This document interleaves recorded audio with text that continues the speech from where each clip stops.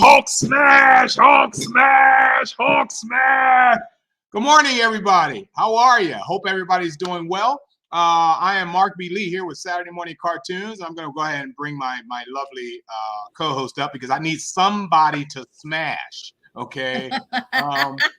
Wow. Hey, guys, if you see a little red tint in me, it's all anger. Okay, this is natural. It's not a photographic effect whatsoever. This is exactly what happens when people are full of frustration. This is Saturday Morning Cartoons, guys. And what a Saturday morning. I mean, good gracious. We've had a tragedy of errors yesterday, basically technical on my end. There's something going on with the speed of two laptops that I have here. Luckily, Jerome made the smart assumption to just turn off the green screen, which I hated because we've never had that problem before when I was using green screen. And I thought it was that you hated that I was the one that came up with the answer. I hated that Jerome came up with the answer. If I had spent a little bit more time figuring this out, I would have gotten it. And it's the green screen. The green screen, as Jerome falsely pointed out, was eating up a lot of memory for some reason. But I had this thing working fine on other shows. You guys have seen me with, stuff on the screen, green screen behind me, right? And yeah.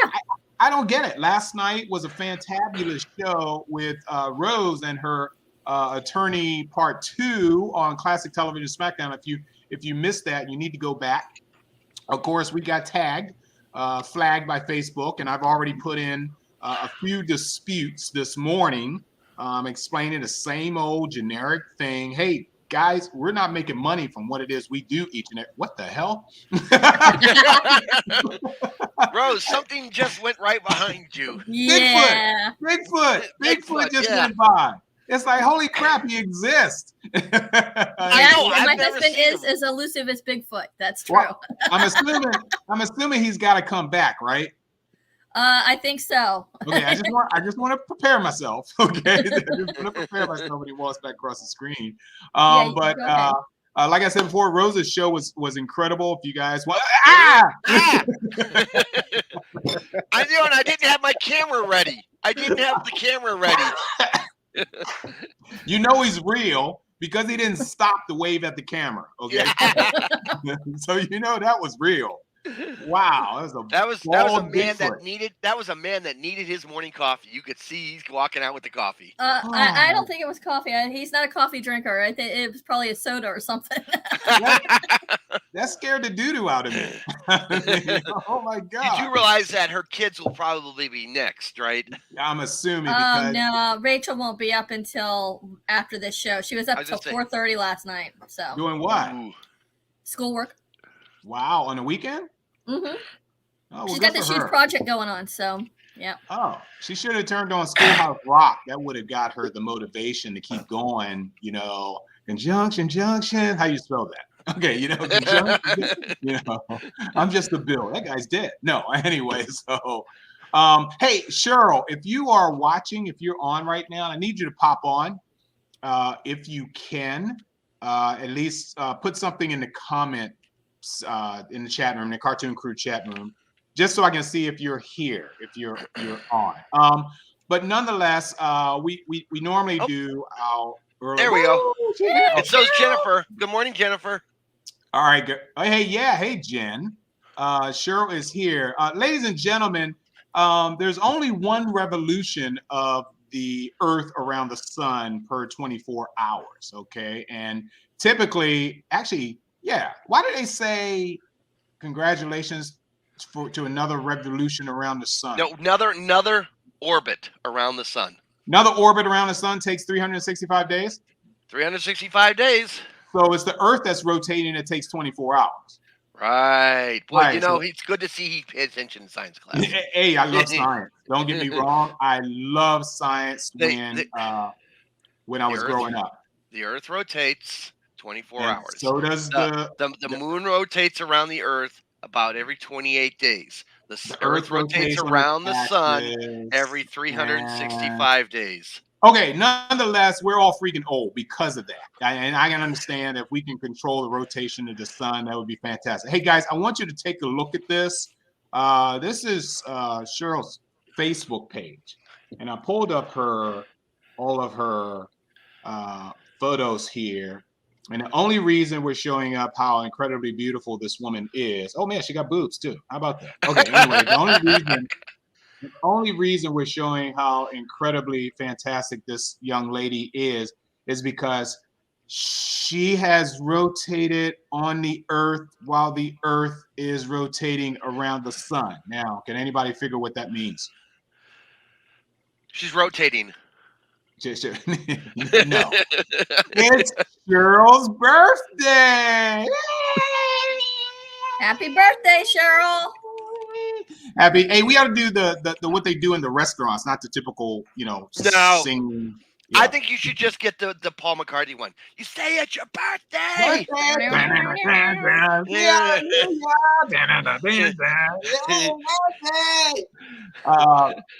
Cheryl, we were wondering when you were going to reach the age of 22, and you finally got there. So fantastic. I hope you do something. This is where you type comments now, Cheryl. Anyway, I hope you guys do something absolutely fantastic for today. Knowing the fact that we got to do this crap again next year. But, that just goes for everybody's birthdays. I think that's the worst thing about Facebook is they remind you constantly. Constantly. It's like, oh God, here we go again. No, I need to make a template just so I copy and paste. But Cheryl is a wonderful member of this crew. She's the unseen face of Saturday morning cartoons. I got a Deborah here on my Facebook page saying happy birthday to Cheryl. Yay! Oh, happy birthday to your husband as well. No, it isn't. That is just incredible. What? That must be a weird party at their house. I want to know how the first date went and what you guys talk about. What's your zodiac sign? Whatever it is. Hey, what's your zodiac sign? No way. Yes way. When's your birthday? My birthday is, what the hell's the date of the day? December 4th. My birthday is December 4th. Okay, don't toy with me. I don't like to be toyed. It's one thing I hate is people toying with me. My last date did that. I said, wait a minute. Seriously, my birthday is December 4th. No. Yes. No. Oh my God, we need to get married. There they go. So those birthday presents. You know what could be interesting is the birthday presents. If they get mislabeled, they could get really interesting. It's bad enough the birthday is in the month of December. That just it's if you have birthday on December 24, 25, even 26. Did you read what she wrote? When he asked me, I told him he wanted to see my license. Smart man. Yeah, he could have been dating a 12-year-old. So that's good that he forced you to pull out your license. That's fantastic. Hey, happy birthday to your husband as well. Tell him we all from the cartoon crew from Saturday Morning Cartoons said the same thing. So happy birthday. You guys can kind of see Cheryl. She is a cosplayer, and she was a manager for one of the Halloween house or Halloween event. And he was, wow, we are 2 years apart. Wow, that's amazing. I don't think that really matters. But that's a little weird if they were born in the same day and year. Yeah, if they were the same age. Yeah, that would have been absolutely weird. Are we? No, Jennifer, we are not on YouTube this morning, just Facebook. Only because there are some issues that YouTube is unhappy with us about, and we are appealing their decision. This seems to been being ramped up in the social media world, whereas Facebook and YouTube seems everybody is looking at us, but they haven't installed the intelligence into that operation yet. So we're waiting until that kicked in before they realize, oh my God, we put Mark in Facebook jail for a week. Oh, but he was kidding. Our bad, so we're waiting for that to kind of click in. So yes, happy birthday. Can I take your face off the screen now, Cheryl? But thank She's you so probably much. like, yes, please. Yes, dear God, not that picture, but hey, you put it in the public domain, so it ain't our fault. If you didn't want anybody to see it, you shouldn't have posted it in the first place. Yeah, there's pictures of me. Nobody's going to see the light of day. Yeah. Guys, let's talk about Jerome's show. Now, my memory of what Jerome's show is going to be today is fantastic, only because when I first saw all of these series being produced by these creators, I'm like, well, now that's different. And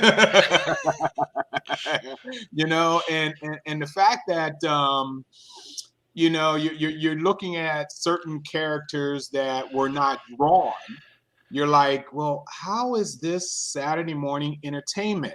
So without any further ado, we're going to turn this over to Jerome. I'm still angry. Mark Smash. And we're saluting today's show in this category here, the world of Sid and Marty Kroft, which I absolutely adore these guys. So take it away, Jerome. Let's hear it. Okay, so Sid and Marty Kroft, two brothers that basically created worlds that we all want to play in. They're silly, they're stupid, they're psychedelic.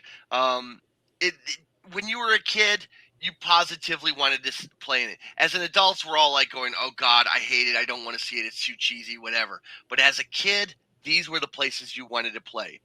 They started off as set designers and costume makers, and then went on to create their own shows, and were creative with a number of really talented people.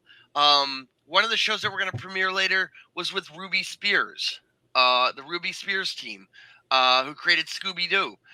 They even got into late night television, into primetime television with variety shows. They did a couple of famous ones, and they worked with people like the Osmonds. They worked with Richard Pryor. So they really got some real talent throughout the shows that they work. They got John Carradine on one of the shows that we're going to talk about. So we're talking about talent from the golden age of cinema to the modern era, which at the time was the 70s and early 80s. And to this day, people still talk about their stuff. So we're going to talk about some of the shows that they did, not all of them, because they just did too much work. They did get Lifetime Emmys. They've got stars on the Walks of Fame. These guys were so influential, it is beyond words.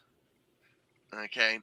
So the first thing we're going to talk about today was the Banana Splits. Now, we're not going to run the theme that we've always run whenever we talk about the Banana Splits, because quite frankly, we don't need Mark singing this morning. He's already red-faced, so we don't need him to be singing.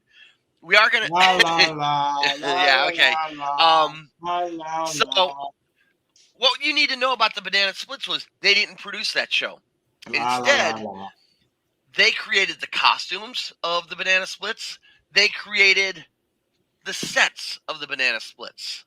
And as you can see, if you look at the Banana Splits, you can see future costumes that we're going to talk about later on. And these guys, once they did this in 1968, they realized we should be making our own shows. And they did. But let's take a look at the clip that I selected for the Banana Splits. Could you please run the Lost Banana Splits clip, Mark? Yes, stand by, guys. Whoops. I hit the wrong button. There's that damn cowboy falling off that horse again. No Way Out, Jerry Lewis. That's right. I'm glad it's Way Out with Jerry Lewis, yeah. Yeah. As I fiddle here. Rome is burning. La la la la la la la la la la. And here we go. La la la la.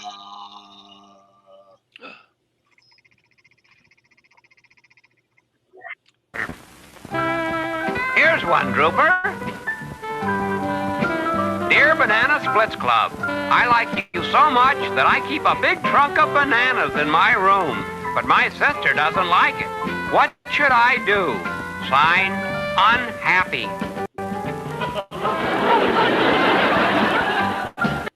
Dear Unhappy, if your sister doesn't like you keep bananas in your trunk, then put a skunk in your trunk. She'll soon be glad to have the bananas back.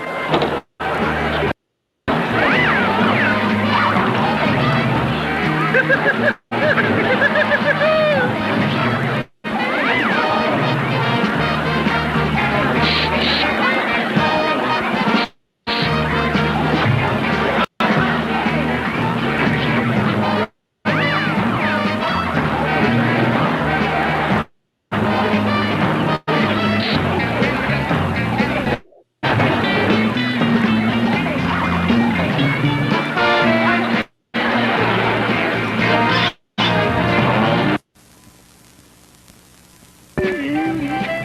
la la la la la. What's that?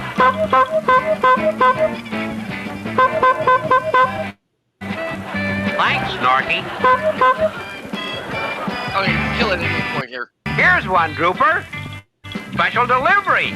Dear Banana Splits Club, what's the best way to peel a banana? Signed, all thumbs. Dear all thumbs, you don't have to peel a banana. Just use the zipper.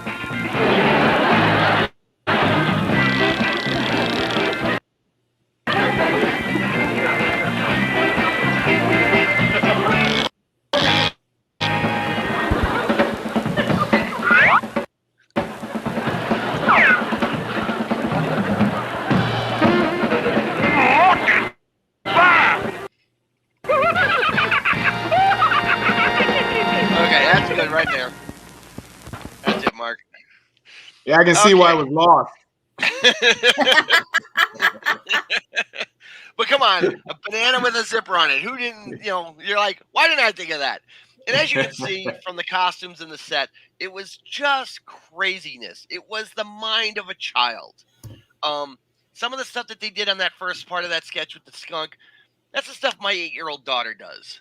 Okay, runs after you when you say don't do something. She'll go, ah, Yeah. And Rose knows this. Her 2 kids, I'm sure, did that sort of silliness when they were younger. Absolutely. Okay. Her kids are monsters. Good grief. So here we have basically, the sets and the costumes, and they're indelible. They're stuck in our heads forever. Nobody that sees the Banana Splits can ever forget them. So off they went. And they created what is known as HR Puffin stuff. I know every word to that theme song. Yes, we know that. We have heard you sing it many times. Darn now it. we have on this show we have talked about HR Puffin stuff a number of times, especially when Billy Hayes died. We talked about her character Witchy Poo, which we'll be talking about her later in the show. But so instead of showing you a clip today about, showing you the show, I thought it would be good for us to run a clip where they did an interview with the, I think, what is it, the Academy of Motion Picture or something like that. They talk about HR Puffin stuff and the naming and stuff like that. So if you could run that clip, Mark, that would be really helpful. Yeah, it would be helpful to me, too. It's called Sid Marty Kroft on the naming of HR Puffin stuff. What was that? Yeah, I kind of screwed up. I forgot to number them when I sent them to you. No, you didn't. Or maybe yes, you did. Don't worry about it. Here we go. They did a research on it, and I got that phone call, and they said that the research didn't come back, and they would not accept that title. And I asked the question, well, what did the research say? They said, well, the word is too feminine. It meant, they thought it meant a powder puff. I said, now wait a minute. The most popular song right now is Puff the Magic Dragon. And that is where, we actually took that title from. They said, well, what does the HR stand for? I said, well, Puffin stuff didn't look right to me. It needed a first name. It just wasn't complete. And so he was the mayor of Living Island. I didn't want to call him Mayor Puffin stuff. So we took Royal Highness and turned the letters around, and because it just felt right, and that's where HR came from, and that's where the word puffin stuff Well, came from. the interference factor then was minuscule compared to the interference factor today. It's just different today. You got everybody that never made a show in their lives telling you how to make one. Then you had practice and standards telling you, don't touch witchy poo. You can't have stupid bad touching witchy poo. It's a violence, you know. So that we could live with. That wasn't all that bad, you know. As far as puffin stuff being too feminine of a title, you know, the joke of it is if that was true, the biggest hit that we take today is that we put one over on the networks that was all drug related, you know. So it goes from a powder puff to being drug related. So, you know, they do these big questionnaires on the internet, you know, and Sid, you know, and it says on the question is, what does HR stand for, and what does puffin stuff stand for, you know, and so 999 people out of 1,000 say HR stands for hand rolled. And one out of the 1,000 is Sid Kroft that says behind us backwards. So that's this is what brilliant. But we'll say it one more time. You can't be involved with drugs while you're going to work every day and making shows that make sense. And we didn't. You know, that was, you know, that's a pipe dream, and we'll let them have it. People were saying that pretty soon, you know. I mean, the rock groups were asking for the films. The Beatles were asking. The Beatles, Brian Epstein, who managed the Beatles, we sent a 60 millimeter film of puffin stuff to him in London every week because the Beatles wanted to watch the show. That was then. So we didn't even get it. We figured, well, it's on at 6 o'clock in London, so they think it's an adult show. But it always, because of the colors, and it was the early 70s, you know, I'm sure. And we used to get over 10,000 letters a week, and not from kids. You know, at the end of the show... That was from Liberace. No. At the end of the show, Puffin Stuff said, keep those letters and postcards coming in. And it was the college kids that would get up at, you know, Saturday. That was the thing to do. Get up and watch Puffin Stuff. Well, I think that this is what's happening today. I mean, we did all these shows, and you can't kill these shows with a baseball bat. You know, they're just, you know, everything's happening today, you know, better than it ever has. But they also still look good. I just watched one a couple of days ago, and it's like, almost looks like it was done yesterday, not, you know, all those years. Another objective opinion. They have been smoking that stuff. You could tell. I know. That's what I'm saying. It's like I thought my computer slowed down again. Like, what? You know, I mean, if they were on something, somebody on their staff must have been. Okay, because I am telling you, they had to have been naturally high because the stuff that they came up with, you just look at it and you're going, there's no way any adult can come up with that straight. Yeah. But anyway. Great comment from Arch Magnus. Thank you, Arch Magnus. Thank you for watching. Appreciate that. But that was one of my all-time favorite shows. Why? I don't know. Oh, there went a person behind her. Rose, I saw that. I think your daughter's up. Yeah, she's up. I'm getting my hypo dart right now. Yeah, wait a minute. When she comes by, we'll see if we can tag her. You know, when we shoot her, we got. Oh, it's Joe. It's Joe. Oh, good God, Joe, did you drop off of Facebook? Did you quit Facebook? Is that what happened? Look, he quit Facebook. Yep. No, he's. Oh, that was Rachel, by the way. She is up, and Joe is watching us on Twitch. That's fantastic. Yeah, it's great. So personally, again, my personal favorite from HR Puppet stuff has always been Witchy Poo. The over the top aspects of Billy Hayes' acting has always been a bonus for me on whenever she's on anything. And you got to realize 16 episodes. That's all HR Puppet stuff had. 16 episodes, and here we are over 50 years later, still talking about it. Wow, that's it. That is. I think there should be more. And it also had a movie which nobody really liked. The what now?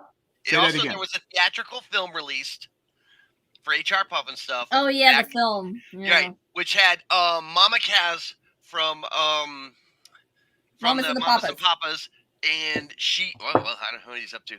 And they and it did okay, but nobody really liked working with Mama Kaz. So, all right. So, whoa, what is he doing? Is this the Infinite show? The Infinite show? I feel like I'm stuck in the interwebs there. Yeah. So, all right. The intro verse. Yeah. All right. So, that was in 1969 that the Puffin stuff came out. All right. So, in 1973, we got a new show starring Johnny Whitaker from Family Affair. Family Affair. Right. Yeah. Called Sigmund and the Sea Monster. Yeah. Now, Sigmund, the thing about Sigmund is do you know who was in that costume? No. Yes, I do. Billy Barty. Billy Barty. Yeah. Billy Barty was in it. It ran for 2 seasons, 29 episodes. It was the first show of theirs to run 2 seasons. Okay. It was also their first show not to be a fish out of water mentality, you know, like what HR Puffin stuff, Lidsville was, etc. You made a funny. All right. Fish out of water. Okay. Yeah, I know. Now, here's the funny thing about this. There was an album of music released from this show. It had 11 songs on it. I don't know how well it did, but I am horrified to believe that there was music from this released on an album. Okay. Sure. Listen to the opening theme. Right. That's now. rock, Here's man. the thing. Before we run the opening theme, this show was rebooted in 2017. Why? Sid and Marty Kroft wanted to do it, and Amazon paid them a lot of money. Okay. So if you have Amazon Prime, go find it and tell us what you think.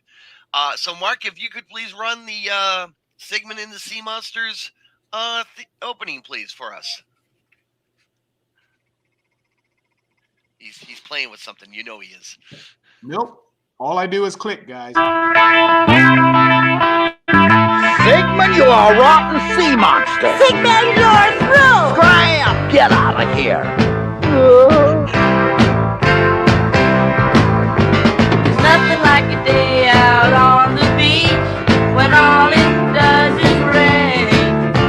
You need somebody else to make this. Whoa. Uh-oh. Uh-oh, it locked up, Mark.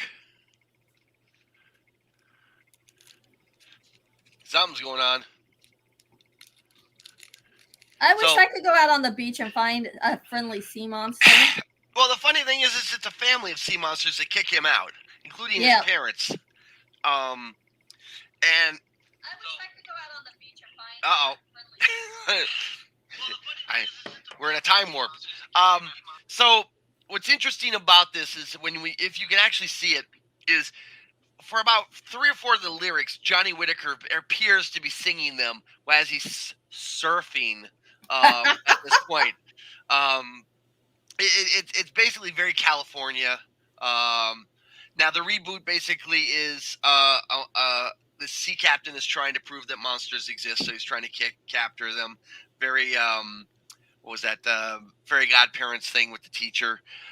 So in this case, in the 73 one, the kids apparently are staying the summer with the housekeeper, and they grab Sigmund, who stays with them in his clubhouse. And basically the whole plot of all the shows are Sigmund does something, or the sea monsters come to try to get Sigmund to do something, and the boys have to cover everything up so that the world doesn't know that they exist.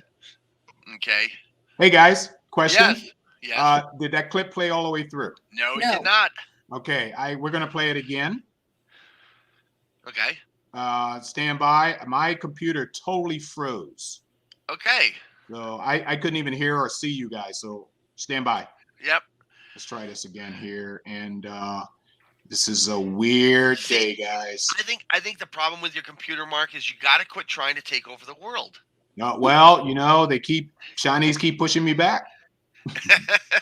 Sigmund, you are a rotten sea monster. Sigmund, you're through. Scram! Get out of here. There's nothing like a day out on the beach when all it does is rain. You need somebody else to make the sun come out again. When you find that special someone you never expected to, it'll make you believe in magic. It could change your life for you. Talk about friends, knocking at your door, friends. That's what friends are for, friends. If you're young or old, everybody needs friends.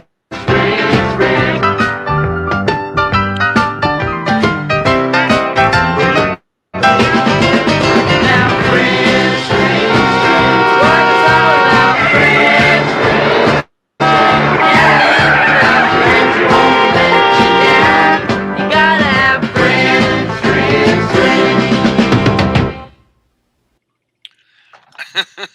Okay, that played. So it's sort of like a reverse fish out of water because you got Sigmund coming into their world. Exactly. And it was an interesting show. I could only watch when I was a kid. For some reason, I couldn't really stand that show that much. I watched about 4 or 5 episodes and then had to leave. For some reason, it just drove me crazy. I mean, Yeah, I'm with you. I'm with you on that one, Jerome. It was very irritating to me as well, and I think it was because the way the rubber suits moved around the people that were inside them. And I'm like, oh my God, that's ew. Yeah, and it was very strange. A very strange show. I mean, it wasn't like like I Dream of Jeannie. It's we're trying to keep everybody from knowing that Jeannie exists, and this is kind of the same aspect. It just felt done before. It didn't feel realistic. The sea monster I just looked at and kind of went, he's just a bunch of seaweed. If you looked at him, You're right. Yeah. So, but it was popular. Like I said, album of music released, ran 2 seasons. So obviously people watched it, and my wife, loved that show. She tells me, and so obviously people watched it. Yeah, I liked it. And the fact that it got rebooted, is a good thing. It tells you that people were loving it. Hey, after watching HR Puffin stuff and the smoke cleared, people had to watch Sigmund after that and go, oh my God. Well, actually, there was also Lidsville. Yes. Between those two. Now I didn't do Lidsville since we had done that before. I wanted to bring Sigmund up and show that one. Okay. All right. So, did you see Sigmund at all, Rose? Yeah, I loved Sigmund. Yeah. You love? See, it must be a girl thing because everybody that watches it was the girls. All us guys that I knew never liked it. Well, what's wrong with you, Jerome? What's wrong with you? Of course, the girls like it. It's all the tentacles. Oh. Mark, I was a kid. Well, yes. I forgot you were a kid. Okay. Yeah, all right. So in 1974, there was news of a family getting lost in a canyon. A father, a son, a daughter. They vanished on this river in a raft. We don't know what happened to them. We think they went to another dimension. Do you know what that one was? Of course. Marshall, Will, and Holly on a routine expedition. They went to the greatest of the earthquake ever known. Far down the valley. Now, flew their tiny raft. Yeah, okay. So this was perhaps their biggest hit. Ran for 3 seasons. Was rebooted in 1991 for Nickelodeon. and instead of a raft, they drove their SUV in the desert through the time warp. Boo. Okay. Yeah. And that went for 2 seasons. We got a Will Ferrell movie. The less said about that movie, the better. Yep. And in 2018, the Kroft brothers announced that they were going to be rebooting this on Amazon also. Nothing has happened of it. I think there's a lot of things going on. I'd have to check. I'm not even sure if both Kroft brothers are alive or not. I didn't even look into that. But nothing has happened about it. So Spencer Milligan, who was the father, left on the 3rd season because he felt that their likenesses were being used on lunch boxes and everything else in the world, and they weren't getting any money, and he thought that the cast should be getting some cash out of that. He left and later admitted that was kind of a bad move on his part. He should have stayed. His career basically fizzled after that, and now he's living in Wisconsin as an acting teacher. Now, the clip, we've talked about Land of the Lost before. We love Land of the Lost. It's one of the better ones. It's got a really, defined world-building thing. My friend David Gerald of Star Trek fame and other great science fiction writing, he created the Slee Stack on there and did a lot of writing for him. And someday I'm hoping to get an interview with him about it. And so there's a clip that we're going to run basically where the Kroft brothers talk about behind the scenes of everything of Land of the Lost. So if you could run that clip for me there, Mark.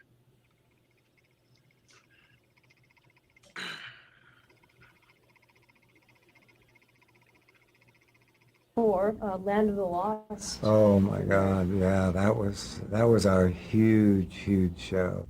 Dinosaurs always fascinated me. And a movie came out, it was the first 1000 BC with Victor Mature. And I think that because of that impression, that's where Land of the Lost came from, because that was a show that I always wanted to get involved in. I think that Land of the Lost made a much bigger impression on the children that watched it, because they tell me things that they remember that I don't even remember in the show. It was a family that got trapped. They went down the rapids, and brother, sister, and their dad, and they got caught in the time warp and ended up in this land full of dinosaurs and strange things. And again, it was the family trying to get back. And what was interesting about that is all the dinosaurs were done in stop motion on film, and the show was shot on tape. And to try and marry the film to tape was an impossible feat. Even Disney came in to try and help us accomplish that. And we really thought, after we started the first episode, that it was going to be impossible to even do the series, because we had a huge problem putting the two together, because most of the show was shot in front of a blue screen. And the actors never really knew or saw all the effects or even the scenery behind them. We were going into an area that no one had tried before, marrying the tape and the film. So we were a little prehistoric, when we did all this stuff, and it worked out in the end. When people get so excited and impressed of what my brother and myself have done, and I don't see it that way. I I'm having a good time. I can't believe that I get paid for this nonsense that I come up with. And it's amazing. You know, it's just amazing. The other night, like I told you, Eddie Murphy, I went up to Eddie Murphy and to congratulate him on his new movie, and I said, Eddie, you're the king. And he pulled me aside and he said, no. He said, you're the king. I mean, I grew up with this guy, and he just held me there and introduced me to everybody around him. It was wild. That's cool. Yeah, very cool. Drum. I got him. Okay. Sorry about that. I was in the middle of like 12 other things, and I didn't want to interrupt what was going on. Yeah, without a doubt, Land of the Lost, their biggest hit, and the fact that we're still talking about some of these shows today tells you the power that they had. I really wish that Land of the Lost had the movie had been taken a lot more serious. That Will Ferrell and them had taken it seriously instead of a comedy. It could have been a really great it just film. really angers me. I think if they did it as a TV show and rebooted it, like if they could do it right, it could be really good. Well, let's just keep our fingers crossed. If you can screw up a Ghostbusters movie, you have a chance to make up. Yeah, and the thing on this is that if they do this, they really need to do some solid world building, and basically know all their backstories before they go any further, because that was kind of the problem that Land of the Lost had. Was I think they weren't expecting to go 3 seasons, because they contradicted themselves in a number of episodes. Their consistency, they did a really good job of trying to resolve those contradictions and stuff. But on a whole, I would say this was one of their more solid, more adult shows. Okay. The stop animation by today's standards is kind of silly. The Sleestack moving super slow. We all laugh going, any moron can get past them. But the whole aspects of the stories themselves were really solid, and you can watch them today. And if you can get past those 2 points, I think you can really appreciate these stories in this show for what they were trying to do with this. Yeah, I mean, I was scared. I'll tell you, as a kid, I got scared in some episodes. I watched it recently. I watched a couple of episodes when I was doing some research on one of our previous shows where we talked about this. And like I said, the science fiction storytelling was really dead on. Okay. They really were good about how they were doing certain things on this. They with a few problems of world building, dealing with history of the Sleestack and the contradictions of how the science / magic worked, they were consistent throughout it. That where the layout of things were. They didn't say, okay, this is here and now it's here and now it's over here. So Land of the Lost, really, I hope if they do the reboot, they really get somebody behind the scenes as a script coordinator who can really keep things going, because this is a solid idea. So anyway, we could ramble about Land of the Lost all day, but I agree with Joe's comment about the Sleestack. Yeah, they were intriguing and terrifying. Yeah, as a kid, they were very. The Golden Sleestack, I don't remember, but the Council of Sleestacks I remember, which was really interesting. The fact that the Sleestacks had devolved from a higher technological and intelligence things because of an environmental disaster that they created, which was sort of a hint in the 70s about pollution and stuff like that. All right. So our next show was part of one of the Sid and Marty Kroft shows, but later got its own hour-long show or half-hour show, I think it was. And this was one of my favorites, which was The Lost Saucer. Okay. In the mid 1970s, especially from about 72 to about 77, throughout the United States, there was this crazy rash of UFO sightings. Now, any number of reasons could be associated with it, from increased use of psychedelics, U.S. government testing of planes, which we knew they were testing certain planes at the time, now almost 50 years later, like stealth planes, misunderstanding of weather phenomenon, or just plain real aliens landing down going, yep, there's no intelligent life on this planet. Okay. So what did they do? They did this time traveling flying saucer where they came in and they showed these kids what was going on, and the authorities show up and they have to take off, and they bring the kids with them. Now, one of the kids, Alice Playton, who was the babysitter in this one, she passed away in 2011. And they were always had a theme during this show. Some solid science fiction. It was either a social or an environmental theme throughout these shows. This was very much a woke and message-oriented show. So, Mark, if you could please run that clip, please. It's the opening theme. Yes, Ruth Buzzy and Jim Neighbors. Out of time, coming to see all that they can find. Where to go, find fun. They go to the moon now, they've been to the sun. Please, please take me along. Now listen, from future time, they came to see how the world used to be. But something went wrong inside, and they can't get off of this crazy ride. Please, please, someone help us. Oh, where are we going in the lost saucer? Somebody help us in the lost saucer. Where are we going in the lost saucer? Somebody help us in the lost saucer.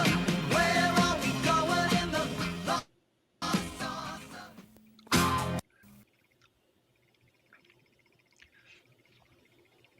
So, in 75, I was living up on a military base in New Hampshire. I got to be honest with you. I wanted to be in that damn saucer with those other kids, you know, doing all used this to, I used adventure. to imagine being on that saucer. Yes. Yeah. And yeah, it was silly. It was hokey. The costumes were crazy. I loved them. But, you know, the idea was, you know, really tapped into a lot of kids who were just making that transition from kid to teenager, you know, and they played a lot on that, you know. So Mark looks like he's going to say something. No. I'm just laughing at both of you, but yeah, it's I watched this show, but in all honesty, I didn't keep up with the entire series of it. I think I may have watched one or two. I think it actually came on later in the day for me when it was ready for me to run outside and play, you know. Yeah. But and here's the thing: if you have not joined Ruth Buzzy's Twitter page, you are missing out on some great comedy. oh, good. I need to get on that because I No, really it's liked. hysterical. I liked her doing the laughing days. Oh yeah, and some of the stuff she says on Twitter, you just fall over laughing. Okay, she is just a great punster. Okay? Yeah, and it's funny what Joe is saying about Gomer piloting a UFO. I had the privilege of watching a Andy Griffin episode when he was Gomer and Andy Griffin, and it transitioned to a Gomer Powell USMC episode, and you could see the distinct difference between the two Gomers there, but they both were still idiots. Yeah. You know. In answer to Jennifer's question on my page, if this was America's answer to Doctor Who, no, because Doctor Who's a lot more classier. This was a kid show. It was the 1970s, so you know you can put what you want into it. But it was a fun show. I have to say. I would like to see them reboot it. They could do a lot better. You know, hell, it could almost be rebooted like an adult show because there was lots of potential there. You know, Oh, yeah, play it absolutely. straight. Don't play it for silliness. You know, and you could see a lot of really good stuff on this. Or did they do that with the modern reboots of Doctor Who? I'm not sure. Excellent. You know, all right. So the next one we have talked about a lot. Okay, we've even had the lead's widow on the show with us. This is the Far Out Space Nuts. All right. Now, the Far Out Space Nuts, for those who don't know it, basically is Bob McCann and Bob Denver and Chuck McCann as two guys loading the food onto a space ship and accidentally launching it. They get stuck in space trying to find their way home, and they run into various aliens. Silly beyond words. The special effects, the ships they used, we all laughed at them then. We're laughing at this now. And quite frankly, it was a lot of fun. It was just silly. Now, the funny thing about this is that we talked with Bob Denver's wife, widow. His name is again I'm spacing from Dreama Denver. Dreama, thank you, Dreama Denver. She talked to us briefly about how Bob loved to entertain kids, and you can see it. It's a lot of fun, without a doubt. But again, the Krofts managed to get some real talent on some of these shows, and one of the people that they got on this show was John Carradine. Now, those who don't know, John Carradine was a big name actor in the 40s and in the 30s and silent era. He also was a great actor for Corman and some of the English ones with some of the horror films from the 1950s, the Draculas and all that. Well, he came on for one of the episodes, and he so impressed Bob Denver that Bob Denver missed his cue and they had to redo a take, which apparently is unheard of with Bob Denver. Okay. And so that tells you how much that, that they really got some real talent on these shows. Now, this was a Ruby and Spears production also. They helped create and do this one with the Kroft brothers. Now, Chuck McCann, the smarter of the two, passed away in 2011. But here's some interesting things. He later went on to do some voice work in animation that we all love. He was Duckworth, Bouncer, Beagle, and Burger Bigelin of the original and remastered DuckTales. Very cool. And in the 1990s, he played the voice of Ben Grimm in the Fantastic Four and the Hulk animated shows. So he went on to do quite a number of things in comedy and animation. So he was really good. If you could run this next clip, I think I gave you a timestamp on this at 1843. Is that when you want to start at 1843? Yes, start at 18 because it's the entire episode. I wanted to get a good clip of people so that people could see what this show was like, and we can stop it after about a minute and a half or so. Okay.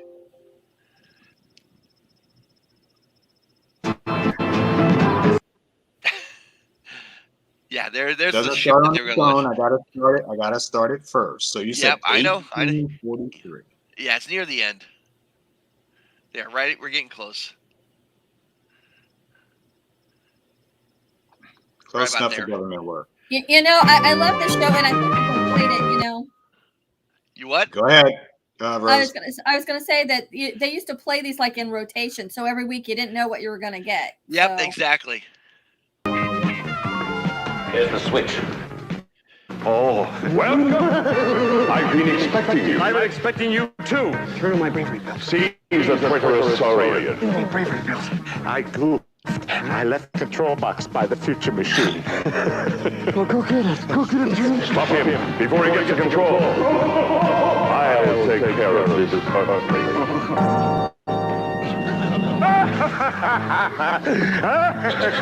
Oh, where is it? Oh!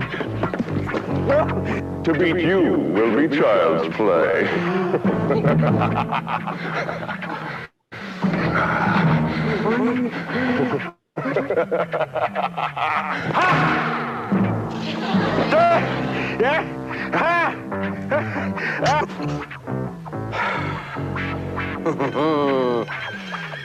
Yeah, it was lucky, Taggart. There's no man in the world that can beat me. Taggart.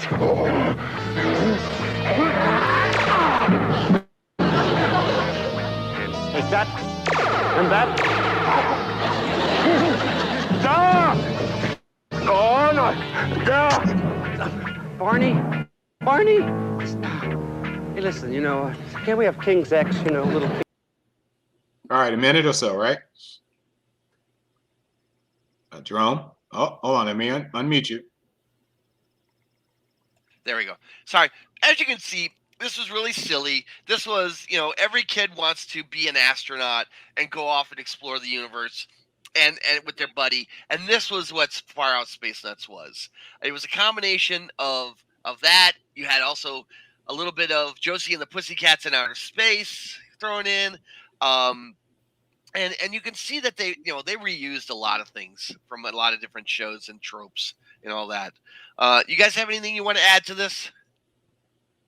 No, I just absolutely enjoyed it when I was a kid. I like this one. And what I meant to say is this, like, when you watched Sid and Marty Kroft, it was like 1 week it would be like Lost in Space, 1 week it would be Far Out Space Nuts. And as a kid, you didn't know what show you were going to get. So it was always like an exciting adventure on Saturday morning. Yeah. Mark? Nope, I'm good. All right. So part of what Rose is talking about here is what they call the Kroft Super Show. And they did a number of shows in there, things like Electro Woman and Dyna Girl, and a couple of other shows that we're going to talk about now coming up. And one of them was called Wonderbug. Now, for those of you who didn't come from the 70s, it was in the 1970s. California culture was all about the dune buggy. You can see it in all the movies, a lot of the TV shows, and everybody drove a dune buggy. Don't know if that's real, but apparently that's what Hollywood seemed to think. So apparently we have this show where these kids are looking for parts, and instead this dune buggy magically puts itself together and is a animatronic dune buggy that they can that talks to them.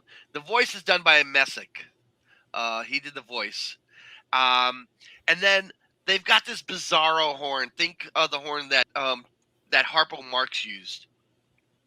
And when they squeeze it, you hear the cavalry charge music come out of it. I don't know how that happens, and it changes into this souped up superhero type dune buggy. Now, this was a fairly popular show. They created a board game. It got its own lunchbox, and it was fairly well known. Now, the girl Susan was the real brains of the outfit, and their lead would come up with something which was totally stupid. She'd suggest something far more sensible, usually involving disguises, and then he'd come up with it, and the buddy would go, "What a brilliant idea!" And there was a guest star who looked at her and said, "Aren't you tired of them always stealing your idea?" And she goes, "You get used to it." So now the funny thing about this is, and I can only find two leads, some information. John Levy, who was the star of this show, got an Emmy nomination for this show for Best Supporting Actor in a kids show. And he went on to become a fairly well-known psychotherapist. And John Anthony Bailey, you might have remembered from the Happy Days show, he played Styx, a drummer, in a couple of the episodes. He unfortunately passed in '84 of bladder cancer. So, so go ahead and run the clip titled 1976 Wonderbug, please, Mark. It's basically just the opening.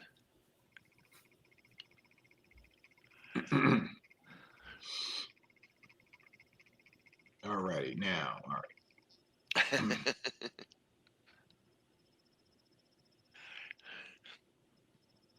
It's coming.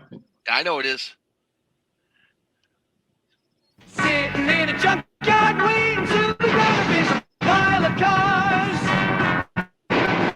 For another car found a funny sled car. Let's make him out. About a magical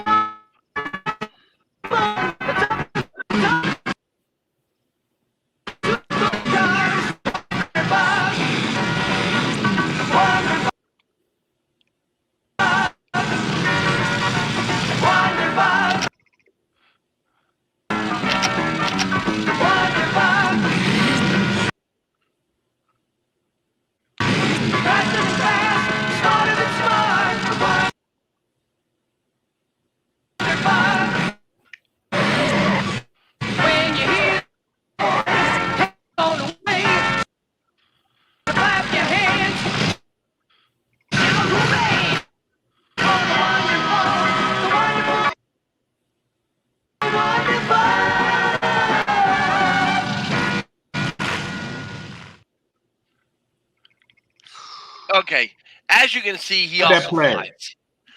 It played, but not very well. Uh-oh. Yeah. Stand by. I don't know how 2 laptops can be messed up, but sorry about that, guys. Go ahead.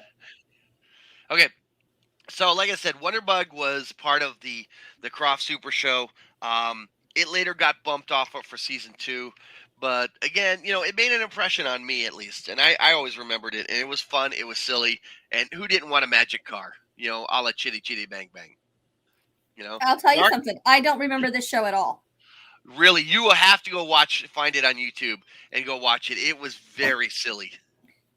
But it Speed Buggy was a really big thing around that same time. Exactly. So there you go with the Dune Buggy style.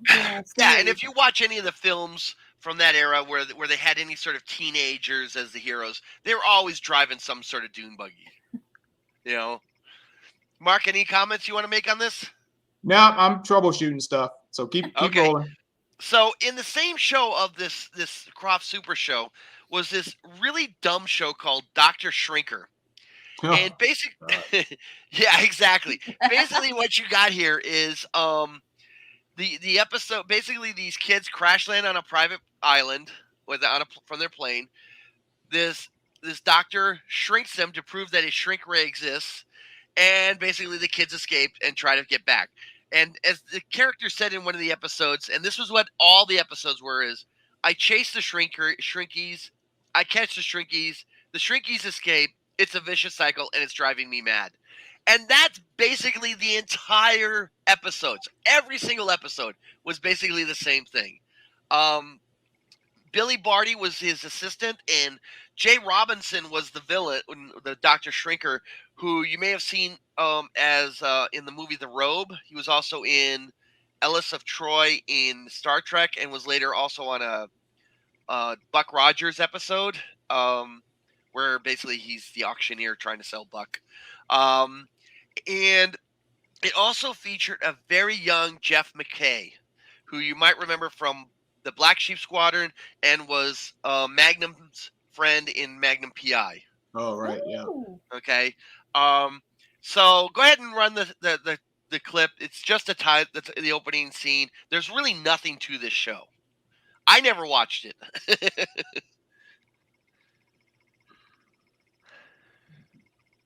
All right, hold on, guys. Got it. You're gonna torture us. Let's take our time. Let's take our time for it. Well, you got to have the bad with the good. It was very. Hey guys, if you're still watching us from Paris,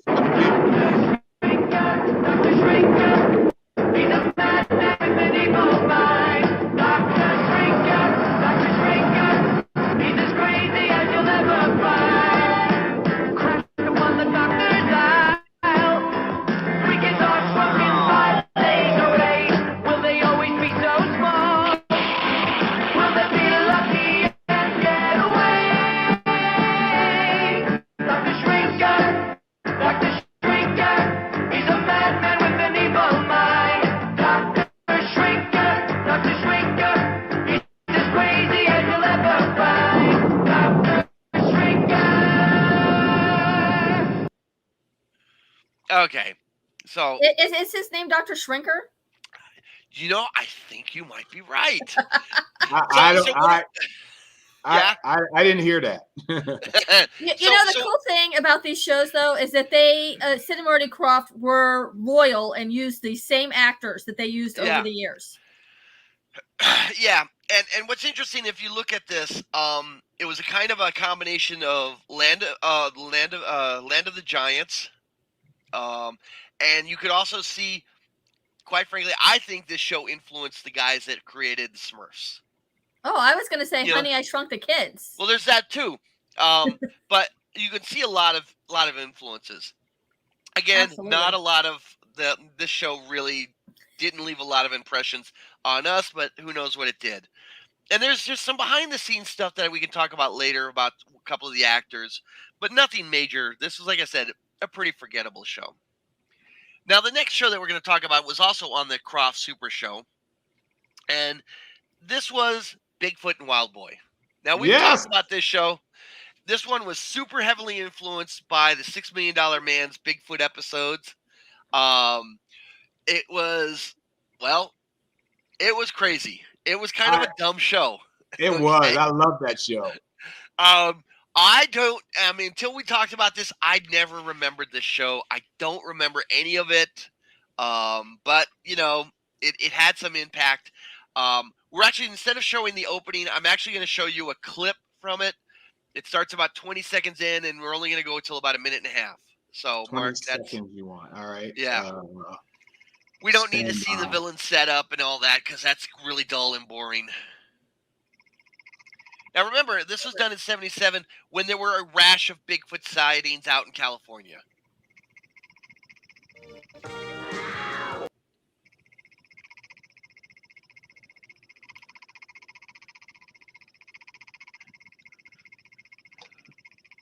That looks like a real cougar. Yeah, it was. It's a standard shot they got. Yeah, that wasn't Bigfoot. Big paw. There's Wild Boy. How long did you want to go in this, Jerome? Goes until 1 minute 35 seconds.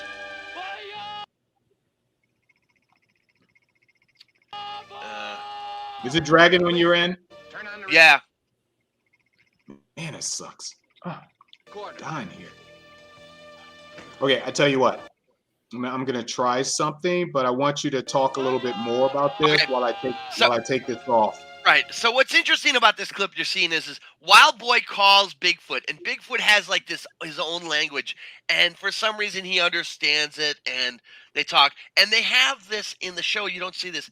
They have this park ranger who seems to have befriended them, and is sort of covering for them, and you're just kind of shaking your head, going, "Man, if I was friends with Bigfoot, man, it'd be like, hey, reporters, can we get some selfies here? Let's, Yeah. It just seemed real silly at the time. And I don't know who the actress was who played the ranger, but I have to go look it up. And I wasn't really interested because, quite frankly, Bigfoot and Wild Boy was very forgettable. It was kind of a one of those animal, type of shows of, the animals come and save everybody, Right. Obviously, Mark is up to no good with the technology. I'm telling you, Rose, he's playing Pinky and the Brain. He's trying to take over the world. That's why his computer's acting weird. Now, this is absolutely Gremlin Day today. It's the bizarrest thing that we have discovered. I'm going to try something. What I did, for those of you guys who are still joining us here on Saturday Morning Cartoons, please tune in to make sure we're still clear. Obviously, we've gotten no strikes as of yet from anybody. But I just ruined that jinx. Well, we only have, after this one, we only have one more clip to talk about, and it's really a real silly one. Yes, and hang in with us, guys, till the end because we have a few announcements to make. We want to make sure that you're here to see it. So let's see if this works. Okay. And it's coming. Once I click, I have to wait until it says, yeah, okay, whatever. You wanted something to happen? How's that? You put the sheep out as bait. Oh. Here's Wild Boy. Still a little erratic, right, guys? Yeah. You seeing the same thing I'm seeing? Yep. Got to go save the sheep. I don't know why, but Well, it's cheap, dude. Come on. I expect to get any clothing if those sheep get. Well, I figured Wild Boy wanted some, lamb chops with some mint sauce, Ah, I see. Here we go. This was the funny part.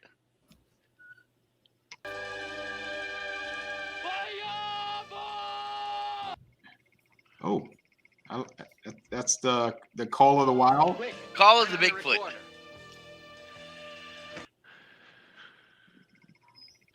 Let me get out my trusty 8-track tape. It was a player.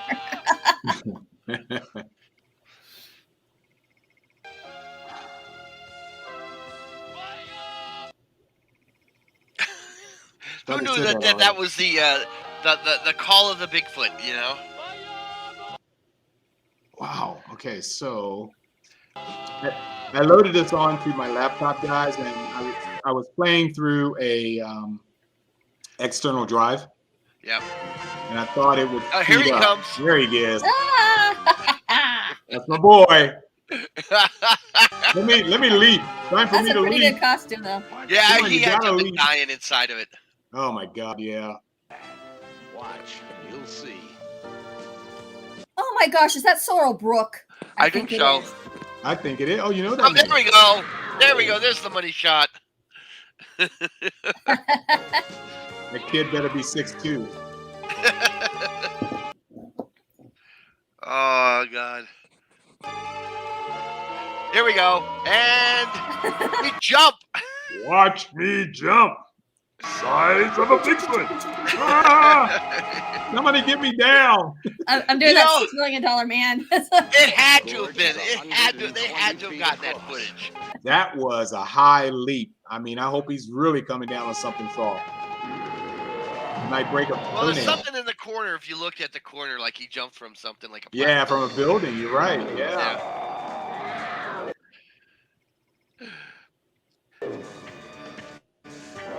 And then standing in front and protecting the poor lamb. Okay, you can stop at any point here. Yeah. Yeah, I do believe that was Boss Hogg. It sure Yeah. is. Yes, it was. It was Boss Hogg. Well, why didn't he win? If there's run into Bigfoot, he basically hightailed it to Hazard County. He's like, where are those boys when I need them? All right. So, any thoughts on Bigfoot and Wild Boy? I loved it. I mean, it was stupid. Really? Yeah, it was insane. I watched it. The best thing I like about the show, in all honesty, is the opening, the intro music, the theme song. I love this. Like, man, this is awesome. I love the narrator in the opening theme song. Like, out of the wild comes Bigfoot, and wow, I just love it. Yeah, it was definitely silly. Okay, so last one in 1978 was the third season of something called the Kroft Superstar Hour. Now, originally had this fake band who later released 2 albums. They even showed up on the Donny Marie show, whatever. But it wasn't doing so great, and so they rebranded it and brought in a real rock band. You may have heard of them. They're called the Bay City Rollers. Yes. So the Bay City Rollers were showing up, and they got to do this comedy show for the third season, and it had 2 sketches, 2 main sketches on it, called The Lost Island, which the genie from Lidsville and a whole mess of other stuff, characters from the different Kroft super shows and all that showed up. And this one called The Horror Hotel, run by Witchy Poo, assisted by Dr. Blinkley, Seymour the Spider, and Orson the Vulture, and Stupid Bat from Puff and Stuff, and Hoodoo, the villain from Lidsville, was a permanent resident, and all sorts of hijinks. Go ahead and run this one. This one runs for about 2 minutes. You can stop it after when the second villain shows up. You'll laugh at who it is. Okay? The quality on this is not that great. It's coming, guys. Yeah. All right, come on. So yeah, and like I said, this was kind of near the end of the Kroft's big run on TV. They had a few more things happen. They did a Richard Pryor kids variety show. They did some remakes, but the heyday of the Krofts was coming to an end in '78. Okay, stand by. Uh-huh.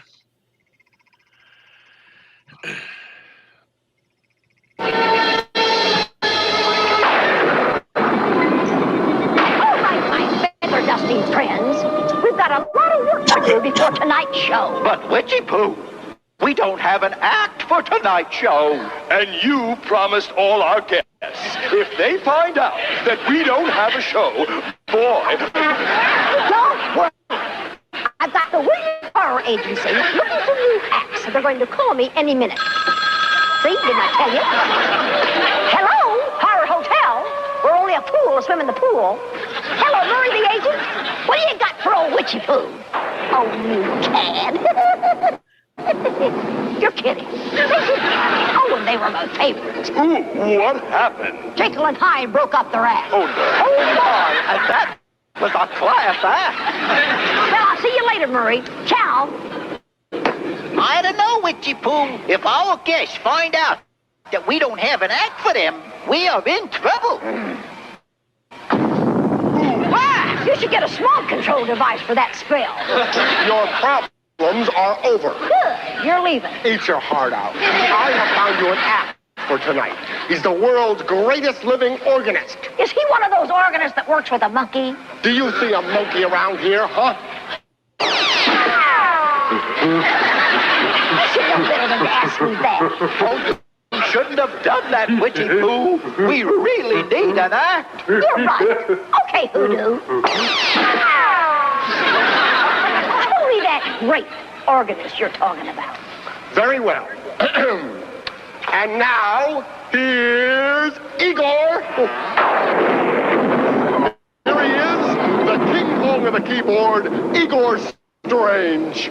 Nice to make your acquaintance. Oh, Iggy and I do a great act together. I'm the comedy MC. So Dr. Strange, so Dr. Shrinker makes another appearance. So, so as you can see, So they would bring like all from all of their shows. They even had more other shows and stuff. It got real silly real fast. Well, I'm really glad that Witchy Poo was able to leave the island and start her own business. I am too. I'm glad of that. Yeah, she went to hospitality school. Yeah, I don't know. That's a tough gig to run, though. But that's pretty much it. The Kroft brothers later went on to do some other stuff. They did some reboots in the 90s. They've worked with Amazon, but anyway, they pretty much have influenced the world with what they've done. The Kroft brothers brought a lot of imagination, a lot of color, a lot of vividness to everything they did, and their stuff is almost eternal, in my opinion. Absolutely. Mark, Rose, do you have anything you want to mention? No, I want to say that you did an excellent job, Jerome. Yeah, thank you. They're good, man. Thank you. you. They're good. I do have a sad note I want to bring up about a friend of mine, and I know Mark knows this man also. This man is Jack Eaton. Yep, just got the news while we were on air. So did I. Jack Eaton, a friend of Mark and I, he just passed last night, and we are saddened by his loss. He was a fun guy, a friend to everybody who ever met him, and we are mourning his loss here on Saturday Morning Cartoons, and I wanted to say that. If you guys don't know who Jack is, he was big time in the Star Trek community. Jack and I have been friends for 35, 40 years. I think I hosted one of his conventions at one time, and we occasionally see each other. Rose, do you know Jack? I'm not sure I do, but the name sounds familiar. He's in the Florida community, so he's also known as he was also known as Towaway. Yeah, and he was the Region 2 commander for Starfleet, and big cigar smoker, of course. Yes. So I am shocked. I will definitely be attending his services when they are announced. So Jack Eaton is gone. It's a shame how at my age, all of my friends who grew up with me are slowly leaving my side, and it's a little irritating, by all means, very irritating, because I'm sure at some point you guys will be announcing my passing as well. Oh dear. But this is very, very upsetting right now to me. It's not something I really wanted to hear, but he's getting a lot of accolades on his page. I'm scrolling his page. I've been scrolling his page for the last 30 minutes or so, and reading all of the people who's known him, and there's a lot of people who didn't know him and had a lot of things to say. So, Jack, so carry on, brother. Take care. It's a surprise to me. I thought you were fine. I didn't know you were sick at all. Yeah, same here. I didn't know he was sick either, and I'm curious as to what happened. Yeah, there was no indication of what the cause of death was, but I'm just surprised. I'm just totally beside about this. And one of the things about Jack, you could always see, he always walked around in the convention in these fuzzy bear claw slippers. Bear claw slippers. That's absolutely right. You knew Jack. That was Jack. So. So, all right. So yeah. that's all I've got. Mark, do you have anything else you'd like to add? Oh yeah. Good grief. But guys, don't forget. Thank you guys for joining us. It's Thanks, Mike. Just trying to see what else had popped up while my head was away. Rose, why don't you go ahead and talk about your show tomorrow for tonight? Okay, so tonight Rachel and I are doing another installment of Roses and Reactions. This time we're doing an anime called JoJo's Bizarre Adventure. What? It's right now you can find it on Netflix. That they just started the new season. It was originally on Crunchyroll, but then Netflix brought on the next installment, which is called Stone Ocean. Rachel and I are 4 episodes into it. It's going to be segmented into 3 parts. So there's 12 parts now, and then they're going to release the other parts of it. We're really enjoying it. So join us tonight at 7. We're going to discuss the world of JoJo. And I hope you all will join us. You know, even if you don't know the series, come join us for the antics, because we've got a lot of banter, and it should be fun. Yeah, this is a mother-daughter fight. Boy, this is half the fun. Especially it will be. If you missed last week's show about, what was it, Riverdale? Yeah, the Riverdale was show, that fun? So so we look forward to that show tonight. Appreciate that, Rose. I'm sure it'll be great. I'll try to watch it while I'm in Atlanta tonight. So good for that. Other than that, next week we have another show. It'll just be Saturday morning cartoons, since this is the week where we got 3 shows. Usually bi-weekly we got build up of 3 shows that we put on over the weekend. But other than that, I don't really have much to say. So that's it. So we will see you guys soon, and hopefully you have enjoyed the show. Right now, I got some business to take care of and get ready for my flight this afternoon. So thanks a lot, guys. We will talk to you soon. All right. Thank you, Rose.